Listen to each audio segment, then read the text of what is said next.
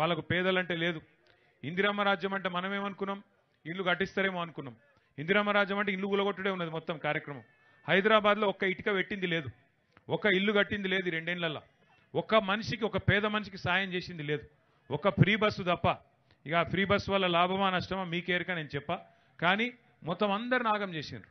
ఇలా real estate చేసుకుంటూ ఆగం, బిజినెస్ చేసుకుంటూ లాగం, ఆటో నడుపుకుంటూ లాగం, మొత్తం కరెంటు బిల్లులు మళ్ళీ వస్తున్నాయి.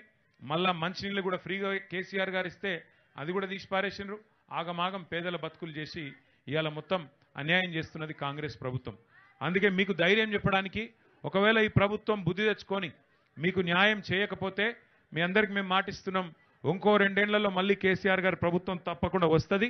ముమ్మాటికి మీ ఒక్కొక్కరి పేరు ఇక్కడ రాపిచ్చిపోతా. నేను కృష్ణారావు గారికి, మన శేర్లింగంపల్లి నాయకులకు నేను చెప్పి మొత్తం రాసుకొని నా దగ్గర కూడా పెట్టుకుంటా.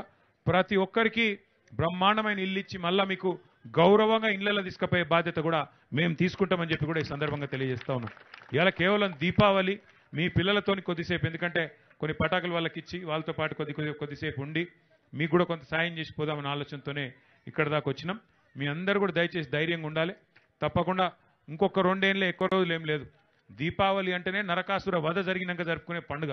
ఈ దిక్కుమాలిన కాంగ్రెస్ ప్రభుత్వం ఏదైతుందో, పేదవాడి కడుపు కొట్టిన ప్రభుత్వం, నరకాసురుడు లాంటి ఈ ప్రభుత్వాన్ని తప్పకుండా ఇంటికి పంపే రోజులు మీ అందరి కన్నీళ్ళలో ఈ ప్రభుత్వం కొట్టుకపోతుంది.